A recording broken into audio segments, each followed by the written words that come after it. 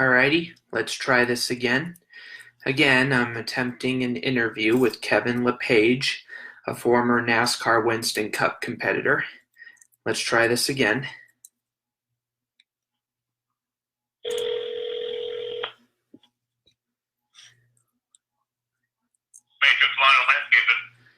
Hey, is this Kevin? This is him. Are you free right now to after? I am, sir. Alrighty, and since it looks like that your schedule is kind of a little bit short, I've decided to reduce the interview to just 10 questions. Does that work for you? Yeah, that'll work. Alrighty. My first question is, where are you originally from? Shelburne, Vermont. Nice. What is it like there? It's beautiful in the summer for about 30 days, and then winter comes. No, seriously, it's a nice small state. A lot of mountains. Good skiing in the wintertime, and beautiful sunny summers, and just a small little state. Nice. I'm originally from Estes Park, Colorado. Okay, well, it's got a lot of similarities to Colorado. Yeah, that's pretty cool. Alrighty, my next question after that is, what made you get into motor racing? Well, years ago, when I was a kid, my dad used to drag race at the local track, and I was a big gearhead then. And then as he got out of racing, we went to our local track to with our record, and I just love watching cars go around. And my brother started racing, older brother started racing 5 years before I did, and then he got married, and I took his ride over, and just, the rest is history. Nice. What was the significance of your Busch team's number 71? Well, actually, it's a funny story. We came down here, and I raced up north. Started my career with number 17, and I came south. I applied for 17, and they said 17 was taken, so they gave me 71. So it was Daytona. Robbie Reiser and Matt Kenseth team, they wanted 71, and they said that the number was taken, and they gave them 17. So it was a short period of time. Both of us wanted our own numbers, but for whatever reason, we didn't get them. So that's why I ended up with 71. Nice. What was driving for Buzz McCall's team like in 1998, American Equipment Racing? The Caterpillar car? Yeah, the Caterpillar one, yeah. Yeah, I drove only one race for him. I think they were looking at doing a different driver, or just trying to evaluate their program. David Green was their driver, and we went to Richmond. Had a really solid day. Had a fast race car. I think we finished in the top 15. I'm not exactly sure. I honestly thought it was going to turn into longer races or more races, but it didn't happen. But it definitely, he had the team that should have competed a whole lot more, and then for wins than what it did. All right. What was driving for Roush Racing like? It was interesting. I mean, we were back then. We were a 5-car team. We had 2 teams. Mark Martin and Jeff Burton's cars were housed out of Mooresville. Myself and Johnny Benson were housed out of Liberty, North Carolina, and Chad Little was housed out of Mooresville. For the first couple of years, we were doing a lot of traveling, meetings and that stuff, and then when we finally moved to Roush Racing in Concord, where all 5 teams were, I only lasted a year, and then they shut the team down. Jack was an awesome guy. Still to the day we remain friends, and there was times that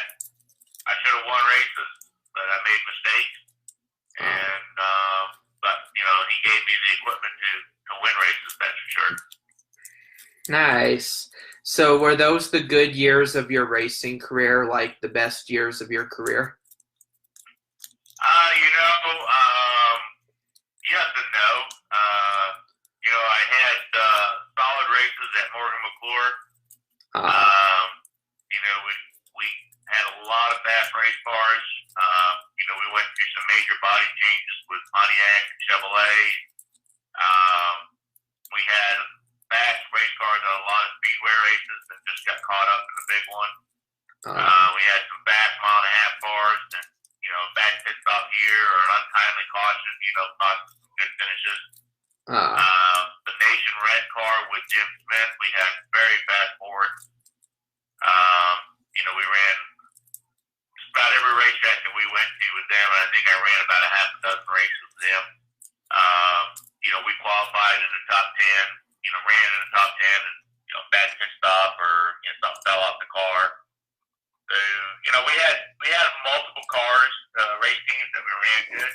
And then I had my own team, my own Bush team, when I came down here. And then, when we got hired with David Ridlin, who gave me my first win at Homestead. We had awesome Chevrolets and probably should have won a dozen or so races. And again, just circumstances were out of our control on a lot of them. Being on pit road, leading, and caution comes out, put you down a lap. I mean, just crazy thing. But I would say that the 500 some odd races I've drove in NASCAR, all of them were defining moments in my career. Nice. What was your reaction to Scott Pruitt winning the pole at Watkins Glen in your car? It was awesome. I mean, we expected to win the race. We went up there. We put a lot of effort in that car for Scott. We went up and tested for 2 days, and we knew our only competition was going to be Ron Fellows. And when we went up to the race, I wasn't there. I wasn't there for qualifying. I went up the day of the race, and we got the pole, and they dropped the green flag, and Scott was gone. And after about 10 laps, he come on the radio and he says, "I'm running out of brakes. What did you guys do?" And I'm like, "Well, we put all new stuff on this thing. I mean, I don't know, And he managed to finish. Not sure. I think it was a top 10 finish, top 5, something like that. And the following week, we were at a racetrack, and Ron Bell's crew chief came over and said, "I got to tell you, we found something in brake pads that you guys, we didn't want to tell you guys because you guys were going to beat us." And what happened was the brake pads that we needed to run were no longer made out of country. They were made in the United States, and they had to eliminate some of the asbestos on it. And they found an old set of brake pads, and they put them in Ron's car just before they got to the racetrack. And that was the only reason why Ron won that race. Crew chief said Ron was mad as heck on the radio because Scott was pulling away from waving to him going up through the S's. That's how fast our Ford was. But, we put a lot of effort in it, and, Scott did a great job for us. And we were hoping to do a couple more races, but just things didn't work out for us. All righty. What made you join Morgan McClure Motorsports in 2001? I was unemployed, and they called me up after, I think, Robbie Gordon left. We had a really good, solid relationship that year, and then they let me go at the end of the season, and I don't know, I think it was Skinner or Spencer they put in. And then about a year later, they called me back up to go back in that car, and their biggest regret was to let me go the first time. And, I feel bad for the organization because it was an organization that still should be in the sport today. Yeah. But being up in Virginia, the top 35 rule came in, which they were 36 when that rule was implemented. Penske took their sponsor, just a lot of things that hurt that organization. But, I really enjoyed and still remain friends with those guys today. Alrighty. That's good to hear that you're still friends with them. And what was driving for Bob Jenkins like, front row? Bob was, when I got there, Bob was just getting his feet wet in the sport.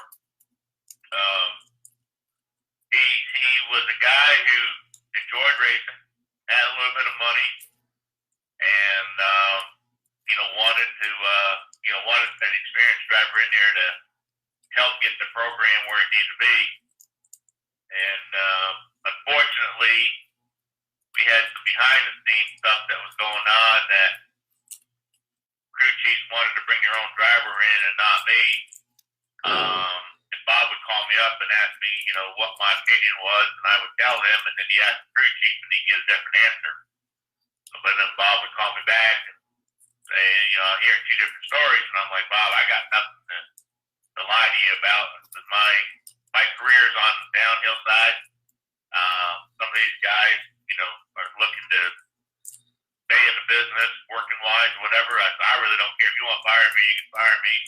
But I'm just telling you, this is what direction we need to go. And it lasted a few more months, and then, they went a different direction. But, Bob's a good friend of mine. Here he is later after we got out of the Cup car. We did an Xfinity program together for a few races, and just a really nice guy. That's pretty cool. And this is my last one I'm going to ask because it looks like, your schedule is a little bit tight. So. I got plenty of time. Oh, well then I think I can probably add a few more questions then probably. Okay. Alrighty. So what was driving for Beth Morgenthau like? Tony and Beth are great people. Unfortunately, they were out-of-sight car owners. They'd only show up for the races. They wouldn't be at the shop during the day, during the week. And we had some very fast race cars. Just unfortunately, we had some wrong people in the mix, starting from general manager to the parts guy down to crew chiefs. I mean, just a lot of different people that didn't need to be in the position that they were in. And again, another fine car owner that left the sport way too early. Alrighty. What is racing at the Daytona 500 like? Back in the day, it was awesome. I mean, we used to love going down there. All the cars were different. You could tell the manufacturers, if you're running a Ford or a Chevrolet or a Pontiac or a Dodge, each car would react different behind another car, so you'd be out there in the draft trying to figure out what car you could race with the next day. We finished ninth in the Daytona 500 and had a car that realistically should have been top five, but had a caution late in the race, and it just got everybody bunched up. But we were, for an underdog team, under-financed team, that was a big deal for us that day.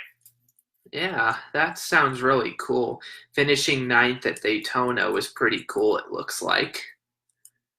Absolutely. What was driving for Joe Falk like in 1998, LJ Racing? Actually started back in 97. He called me up and wanted me to go to New Hampshire. And we went up to New Hampshire and practiced well all day. We were in the top 20, which was the best that car had been. And we went from the qualifying, we went through 1 and 2. And on the lap tractor, we were fourth fastest. And unfortunately, we carried so much speed, we got down in 3 and 4. And his first time in a Cup car, we overdrove the corner, slid up the racetrack, and missed the race. So he said, you were very impressive. He said, we'll go to Charlotte, and we'll get down there and test. And if you're fast enough, we'll go back to the race. So we went down there, we tested. We left the night in second place right behind Ryan Newman in the Penske car. Ooh. And went back for the race, and think we qualified top 10, top 15, which was the best qualifying to date in that car. Ooh. And Joe was excited, so he hired me for the off season. We brought in a crew chief, Doug Riker. Went to Daytona, starting off for Rookie of the Year, and I remember when it was, probably half a dozen races into the season, we got a phone call to go drive for Roush. Ooh. And I was honest with Joe. I mean, I told him point blank, he gave me an opportunity that probably nobody else would have. I said, I've got an opportunity to go race for Roush, but the seat doesn't open for another month.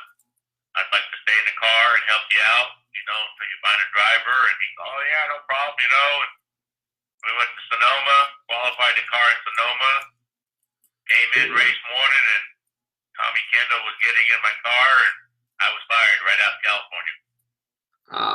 All righty. That makes sense. And what was your reaction to leading your first laps in Winston Cup competition at Pocono? Anytime you can lead a lap, no matter where you are, it's just exciting. My whole career is full of excitement. There's a lot of firsts for me, especially being from Vermont. First Vermonter to lead a cup race, first Vermonter to win a Busch Series race, first Vermonter to win a Cup pole.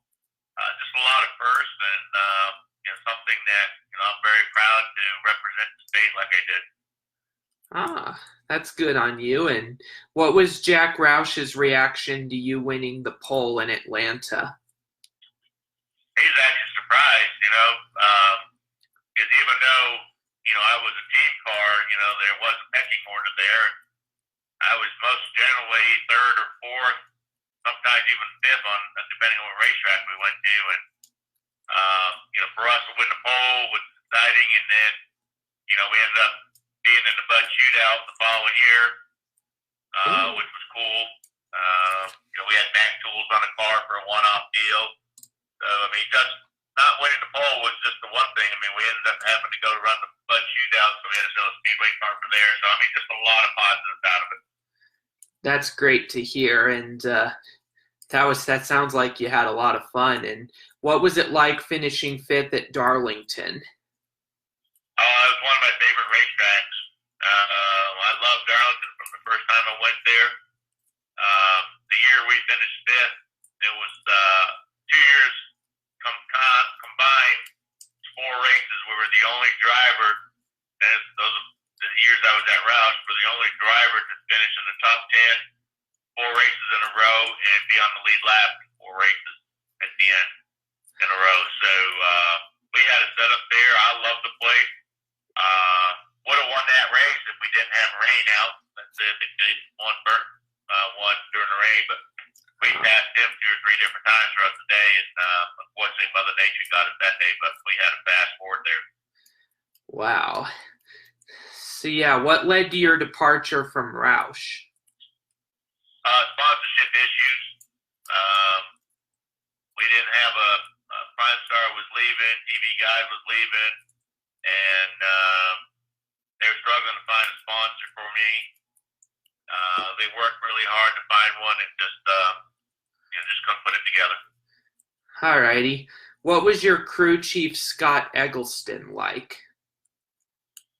Scott, I've worked with Scott a couple different times. I worked with him at Roush. I worked with him over at BAM. I worked with him at Front Row. I even worked with him at Morgan McClure. We worked good together. When he asked me a question, I gave him an answer, and he was able to fix it.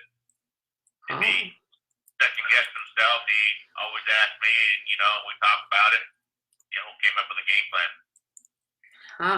Pretty cool. What was being an owner-driver like in the Winston Cup?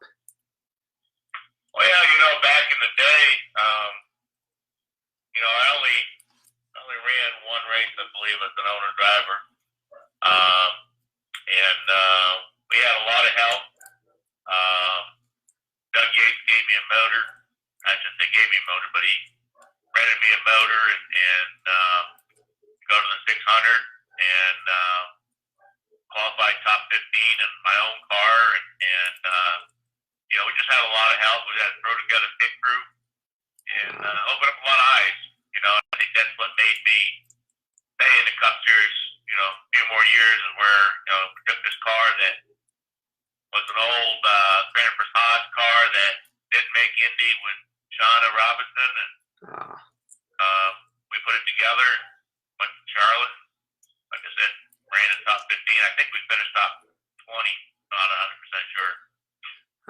Cool. What was driving the 57 car for Ted Campbell like? Ted was a fun guy. The crew was fun. Even though they only ran a limited schedule, their goal was to come full time. And we had some very, very, very fast Fords there. Very fast Fords. And just a great guy. I wish Ted would be able to put this thing together, because he would have been a fun car owner in NASCAR today. Yeah. What's the difference between racing at Talladega and Daytona Speedway? Back in the day, Daytona was a handling racetrack. Talladega just kept your foot on it all day long and just run wide open. A lot more room. I always look forward to going to Daytona, because I seem to be able to drive a slick, wore-out racetrack better than Talladega, even though I ran good at both of them. That's cool. Yeah, they're both, if I remember right, they're both super speedways where drafting is common. Mm-hmm. What is road course racing like? It was different. I did a little bit up in Vermont at the old Loudon, New Hampshire racetrack. We did some road racing up there. I liked it because it gave us a change of pace. I never really quite figured out Sonoma. Love Watkins Glen. We were able to go to Mexico City with the Xfinity program, and I just love road racing. Again, we had a car that should have won at Watkins Glen with Morgan McClure. We had a $2 park bail on us on the brakes.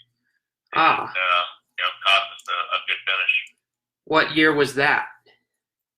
I don't remember, to be honest with you. It's just we were running third behind Terry Labonte and Ricky Rudd, and all of a sudden the brakes gave out on me, and we came down pit road and put the brake fluid in. By that time, we lost a lap. And just a tough day, and Larry was mad as heck when we got done, because we had a car that should have won, or at least top 5. And next thing I know, we got to the race shop on Tuesday, and they found the part failure in the brake. And Larry changed his tune then, because the brake pads looked brand new. I wasn't hard on the brakes, just what they call a banjo fitting. It's supposed to be brass, and the guy put an aluminum one in, and when it got hot, it just melted it. Alrighty. What is racing in Mexico City like? I probably wouldn't do it again. Air travel was good getting there, but just going through customs and dealing with 26 million people in Mexico City, getting to and from the racetrack, to and from the airport. It was just the racetrack itself was fun, but just the area was something I would go back to. Alrighty. And what was racing for Tad Geschechter like at ST Motorsports? I ran for Tad a couple different times. One time, I think Robert Presley got hurt. We were at South Boston. We had a really good car. And then we put a deal together to go to Homestead and out-qualified all their team cars, and actually ran very well down there. Another racetrack that I love. So, I was happy to see Tad make it in the business. He puts a lot of effort into it, dealing with sponsors and stuff, and he's been successful in it. Yeah, did you hear that Allmendinger won for the team in the Cup Series a few years back? Oh, yeah. Yeah. Yeah, that was one of the races that I liked that year where I was accepting of the outcome, if you know what I mean. Because Allmendinger really deserved it. No other way to put it. Yeah. And it was really amazing. You got to give Allmendinger one for being able to make that comeback from his doping issue in 2012. Yeah. Once you make a mistake, it's tough to come back, but he did. Yeah, and not only that, but he became a Cup Series winner, which was really amazing. Yeah. What was racing the Truck Series like compared to the Cup or Busch Series? It reminded me a lot of Saturday Day racing. Just relax. I tested one of the first trucks that ever became before they even started a series down in Disneyland, and always wanted to run them. Fortunate enough, I ran for Bobby Daughter a handful of races, and again, I was hoping that when I retired from Cup or Xfinity that I would have opportunity to go truck racing, and I just stayed too long in the Xfinity program and went to a truck deal. But I was trying to get some more wins in, and just never worked out. Yeah, that's tough. What NASCAR series did you enjoy best between Winston Cup, Busch, or Truck Series? To be honest with you, all of them. Yeah. We had great fans at every race that we went to. I had success in all of them. I never won a Cup race, but I came close so many times, and I could go back and name probably 2 dozen races that we should have won. I can tell you what happened and what lap it happened. So, all 3 of them were good to me, and I can't say one was better than the other. Yeah, a lot of drivers have told me the same thing. Yeah. What's your favorite classic film involving race cars between The Love Bug, Chitty Chitty Bang Bang, and The Last American?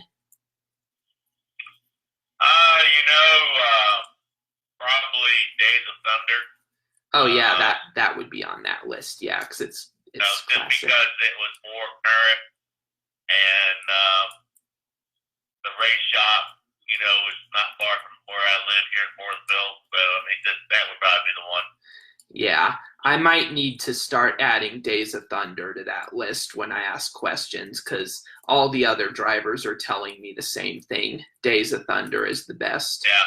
So I might need to start adding that on my list of questions, Days of Thunder. What was the feeling of racing in the Gatorade duels that qualify the cars for the Daytona 500? They were, before they had the lock-in, they were more of a strategy race, trying to get yourself high enough to get a good pit stop. But when they started to have to race your way in, they only gave 2 spots. That's when it really became challenging, both mentally and physically, because you had to be on top of your game. And fortunate enough for us, we always made those races by bringing good race cars and made the right changes and the right decisions at the right time. Alrighty. Pretty cool. What was your reaction to finishing 9th at Daytona in 2005? Again, for an underfunded team with a race car that had never qualified for a speedway race, I was happy for the car owners. Alrighty. They would put a lot of money into it, and they just gave us the best what they could, and it was a fun race. Alrighty, that's pretty cool. And again, it's pretty cool to see the underdogs perform very well. And been there, done. Go ahead. I said I've been there, done that. All right. What was racing for R&J Racing like? That's the team that we raced for at Daytona and finished 9th with. Oh, okay. All right. So, what was the biggest disappointment of your racing career? I would say not being a Cup winner.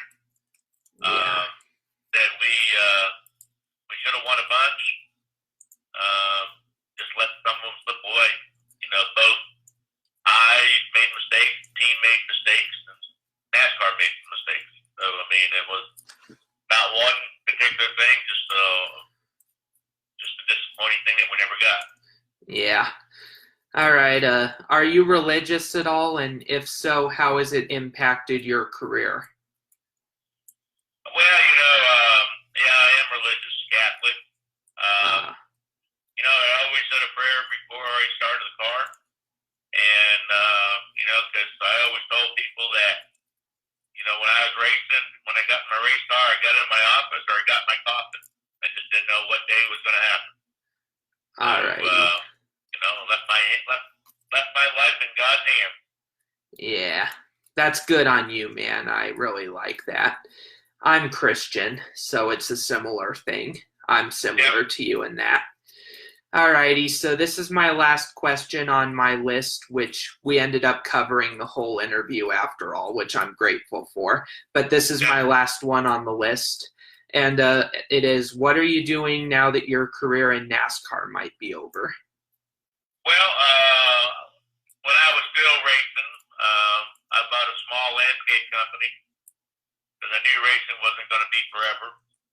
And I grew it from 25 customers to over 100 customers. And I'm a guy that stays back in the office and does all the mechanic work and does all the billing and estimating and stuff. And when the guys need me, I'll go out and work with them. I mean, I enjoy being outside. That's why I bought a landscape company. Just kind of take it easy and play a lot of golf. And just enjoying life after NASCAR, which a lot of people don't understand that there is a life after NASCAR, but there is. Yeah, that makes a lot of sense. And what is hospice again? Pardon me? Didn't you say hospice, or did I misheard that? And if so, what's hospice? No, I didn't. I don't know what you're saying. Oh, okay, never mind. I must have misheard something you said. I apologize for that. Oh, no worries. Alrighty. Thank you for your time, and I'll let you know. What are you going to use this stuff for? Oh, I if I didn't say it already on social media, I'll say it again. If you're okay with it, I'm gonna be using it in an ebook I'm writing about motor racing in the United States. I'm doing a whole report on motor racing, such as NASCAR, sports cars, Indy cars, and that's pretty much it. Okay. When do you hope to have it done?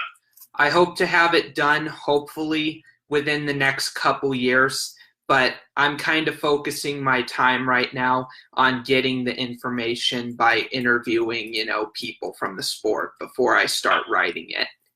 All right, awesome. Well, looking forward to reading it when it's done.